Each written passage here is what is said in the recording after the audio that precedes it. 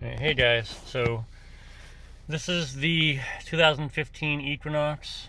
I traded in the 2004 Ram that I had, and it was giving me too many issues, and I had already put some money into it, and it was just more and more and more. So got rid of it. So this is the 15 Equinox that we got in place of it. It is a 2.4 liter 4-cylinder with a 6-speed automatic. It's 182 horsepower and 172 pound-feet of torque. Just gonna do a little review on it, I guess. So a few things I don't like, I'm just gonna do it right off the bat. Normally cars have like the headlight switch over here. This one is on this stick right here. So to go to parking lights, you go up, and then headlights are like that, and then that's auto. Right now it's on, and you have to pull it down for off. And then fog lights are right here. You just tilt them up and then back down like that. That's on, off. So, and then other than that, the cup holders, they're nice, but if you go to grab the shifter and pull it back, my knuckles hit both cups on the way back to drive. So it's kind of a pain with that. Other than that, I can't really think of anything else I don't like about it. The radio is a reach, but I have long arms, so it's not that bad. But for somebody that has a shorter reach, it would kind of be a little bit of an issue. And then the gas mileage on it is, right now I'm getting 0. My best has been 28.7 on a 50-mile trip. It just does that for some reason. And then this is the average, 23. That's including remote starts, and right now I'm sitting. So 23 is not bad. It gets like 28, 29 on the highway. This is the all-wheel drive version, which is part-time all-wheel drive. I'm trying to learn more about it, but I can't find a whole lot of information on it. But I don't know if you heard that ding or not, but that was my notifications. So it has the all-wheel drive, and it's a part-time all-wheel drive. So what happens is it's front-wheel drive unless it senses slippage, and then it goes to the rear also. I don't know how long it stays on. I don't know what, makes it decide to stay on for longer or not. I don't know. Also, some cars, like for instance the Charger and Challenger, they have their all-wheel drive versions, and they stay, I don't know about all of them, but I know some of them stay in all-wheel drive if the temperature is below like 40 degrees. I don't think this one does it. I haven't really been able to find out anything. Even Google and owner's manual and all that stuff, I can't find out anything about it like that. So it just seems like it's just, if it senses slippage, it converts power to the rear also, and it turns on the all-wheel drive. There's no lights or anything to tell you that it's on. It just works. So it's just supposed to be pretty seamless. And then because this stick over here is the lights, this side over here is the windshield wipers, which I thought they were broken at first because they're a weird setup. So the rear ones are on the end right here. Oops, sorry. So this is on, intermittent, and then this is off. And then to do the rear washers, it says right here you push away from you. To do the front washers, you pull towards you. And then this right here, like I thought the intermittent was going to be like you just turn it on like this, like a normal one. You have like, off, and then intermittent, and then low, then high. And what it is this is on the lowest setting, but right now it's in the off position. So you have to push down on it for 1, because that's why it says 1X down there. And then the off, right now it's in the off position. So if I want it to be intermittent, I have to go up 1. And then then you rotate this knob to decide how often. And then if you want it low, you press it up 1 more. And then for high, you press it up another 1. So it's kind of a weird system for me. I don't really like that much. And then on top of that, the climate control is actually pretty nice in a way. Like it's, you can set it to whatever temperature.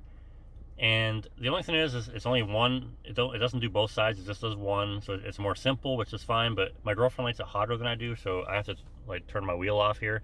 But there's no way to turn off that one. So I still get the heat, and I still get overheated sometimes. So this is the 2LT package, which means it comes with the Pioneer sound system, which I got Pioneer speakers right there. And then I don't know if it's, I forget what the actual things were for the 2LT, but I have heated seats, which are the buttons are right here. There's for driver and passenger.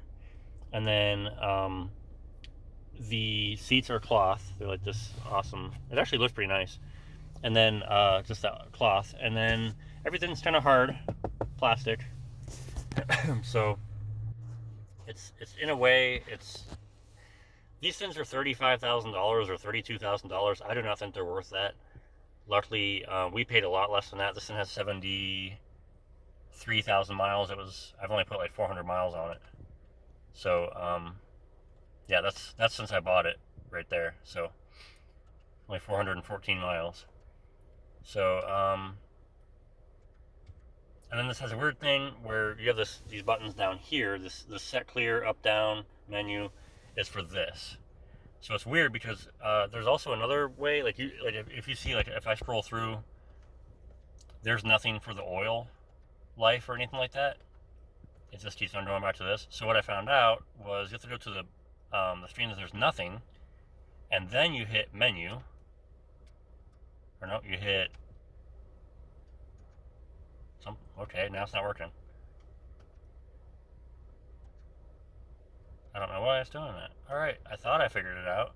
It's such a weird system for me that I'm trying to get this over to option. See, right now it's on trip and it's supposed to go to option. And it was when it was off. But now it's not working. So well, now there it goes. Alright. So I don't know why this is doing this. So there's tire pressures, oil life, and then it just goes to that. So, oh, I see. Okay, so what happens is you go to the blank screen and you hit menu, and it stays in a blank screen, but it actually switches over. So it's kind of a dumb system. Then you hit up and down to maneuver that one. So that's how you do it back and forth. That's kind of dumb, actually. So anyway, there's another thing I don't like about it. But overall, it's a nice car. The ride is nice. Steering wheel controls on it for the phone and source. So one thing I did find out is I have a friend named Dustin with a D. And when I tried to call him with the voice activation, it called a Justin with a J. It does not understand Dustin. So that's kind of a crappy thing because that's like my best friend. So I call him more. So, but anyway, so the other thing I don't like is that the radio is up there, and it has this volume and power right there, and that's how you also turn it up and down. And then there's this over here for menu and select and all that stuff. But then you have this one that just has power, which is for the heater. So it just has two power buttons, and for some reason I just keep on wanting to reach down for this one because the radios are usually lower. But it's actually up next to the radio where it should be. So I guess it's just my problem. But then all the buttons, it's very clustered. I mean, there's a lot, like this is seek, play, pause, and then you have mute. And then your phone is down here. Your home and back and info and stuff is down there. Configuration, tone, and then eject. So it's got them like kind of mixed. And then this is a child safety lock for the doors. And then this is to lock and unlock the doors normally, even though it's there and it's also on the actual door right there. And then there's power windows, child lock for the windows, power mirrors. They are heated mirrors. There's a little symbol right there. Hard to see. Hang on, let me get my finger right there. And then, so they are heated mirrors with the rear defrost. Rear defrost is down in here. Front defrost is up there. That's how you change the area of where the heater goes. And then the air conditioning is off. Fan speed's on 2. So it's a little complicated for what it is, but it still does its job. Another thing I don't like is this right here. There's this big button right here, and all this is to tell you, or to tell the car when the dome lights should come on. So right now it's in the middle, which means when you open the doors, this is how you turn on the dome lights, and this is how you can make it so if you open the doors, they don't come on at all. It'll just be a dark car. And then you have your lights here, your map lights, and then you have, this is the sunroof, and then that's the rear hatch. You can set it to, there's actually a setting that you can program it to the 3/4. So to open up to whatever height you want. And then there's these 3 buttons up here, which I believe are for your, like your garage door openers and stuff. I haven't really looked in there. Honestly, I didn't even see them until right now. So I'll have to look that up in the manual. And then got these floor mats, so those did not come with the car, but decent sized glove box. There is good space, good back seat space for leg room. We actually took my dad is 6'4", and he was in that seat, which those wipes are on right now. He was in that seat, and he said he was comfortable, because I even said, like, if you're not comfortable, you can come up front, and which is my girlfriend, and he's like, nope, comfortable, I'm fine. So I did sit back there just to see. It's weird because it's higher. It's like theater seating, so the back seat is higher than the front seats. So like my mom, who was 5'7" and I'm 6'5", she was probably like at the same level I was with her head. And then the storage space is decent. It's a little small, but this seat also comes forward, which I cannot do when I'm sitting here, I don't think. Oh, there it goes. So it comes forward that far. So you can have a lot more room back there. I just can't push it back again, which sucks, but I'm going to leave it forward anyway. There we go. And supposedly the seat reclines. I don't know how it reclines, but apparently it does. I have to look in the manual for that too. But I'm going to leave that forward because that gives us more space when we're shopping and stuff. So, and then on top of that, there's this nice cubby hole right here, little cubby hole right here. And then this is a little tray that removes, and you can fit a 15-inch laptop in there apparently, upright, like end to end. Don't know why you would want to do that, but apparently you can. So the storage is there. There's pockets on the door there, a little pocket right there, both sides. The back seats have a little pocket. I have my CDs in right there. This does have a CD player, which is odd because there's the radio. CD player is way down here. That's where you put the CD in. I mean, it works, but it's odd. And then microphone for the phone is right there. Of course, it goes to the speakers. The Pioneer sound system is pretty good. I like it. I have had Pioneer speakers in my cars before, but they've been aftermarket. This is actually in the car. It's not bad. And then the interior of this is actually pretty nice. It's not what I would call dated. Like, this is the last year of this style, but they still had this interior for 2 more years with a few minor changes. This hood is kind of nice to have this right here over top of the screen so you can see. I haven't had any issues even with a sunny day. I've seen. The rear view mirror automatically dims when you have somebody behind you with bright lights. It dims at night. So that's kind of nice. And then other than that, I can't really think of too many other things. The seats are pretty comfortable. They're not great, but they're not bad at all. Like, I could do a long trip with this and not really have too many issues. 4-cylinder has this eco mode. So what it is when you have eco mode on, which I do not right now, the engine becomes less responsive. It shifts earlier, and it also downshifts later to get more economy out of it. I haven't noticed much difference in gas mileage out of it, really that much.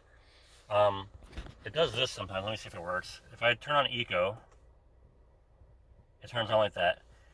So sometimes it actually drops the RPMs a little bit, which I don't know why it's not doing it now, but it's not. But what it does is it also turns down the efficiency of the heater and stuff. So like the fan will turn down a little bit. The heated seats won't heat up as quick, or they won't be as hot. It's just little things that it's supposed to cut off a little bit of electronic stuff to make the engine not work as hard to power it, to power the alternator and stuff. So, but what I do is, because it's a 4-cylinder, it does go. It's not a speed demon by any means, but it does its job and it goes. So what I do is, when I'm on the highway, basically anytime that I would use cruise control, which is over here, that's when I put it in eco mode. So anytime that I'm on a flat stretch, or even on a higher speed like a highway, I put it in eco. Or a long trip, even 50 miles an hour, 60 miles an hour, whatever, I do the eco mode, and then I usually do cruise control with it. I don't always do it, but it's easier. And then the gas tank on this is like 20. I think it's like, I can't remember how many gallons. Maybe it's like 18. I could be wrong. But it seems to last pretty long. And then other than that, I can't really think of anything else. There's a little bit, there's like red stitching and stuff in here. It's just kind of nice. It is snowing outside right now, which is my windshield's all covered.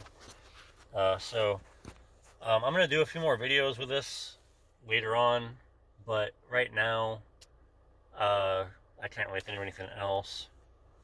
If you have any questions or comments, leave them down below. I'll try to answer them as best I can. I've had this for about a month. I got it December 15th, and today's like January 18th. So I've only driven it 400 miles, and I've been in it for maybe like 3 hours. So I don't know a whole lot about it, but I do know a decent amount. And then, like, I don't know, I'm not an expert, but I know some. I do know that this is the manual mode. So this is for, like, it's basically to limit the gears, not to use it as a sport shifter. So, like, if you were towing, which this doesn't have a good tow rating, it's like 1,000 pounds or 1,500 pounds, something like that.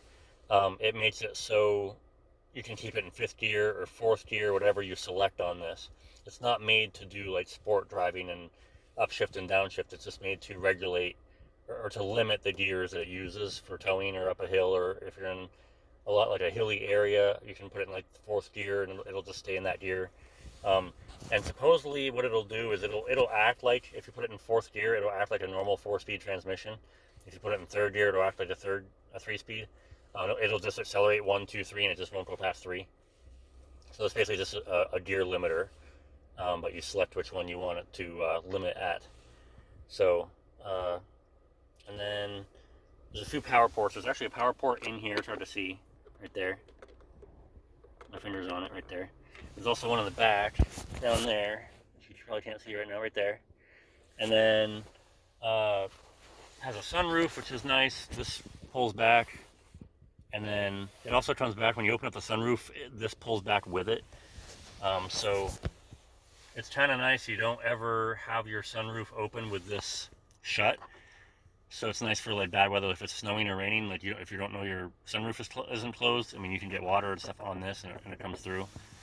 I've known somebody that did that with their old Ford Explorer. So other than that, though, I like it. It's a good car. It gets decent gas mileage. The only reason that we got it is because I got rid of the Ram, which is my only 4x4, and this is all-wheel drive, so we needed something all-wheel drive. My girlfriend wanted 4 doors, so it was either a sedan or an SUV.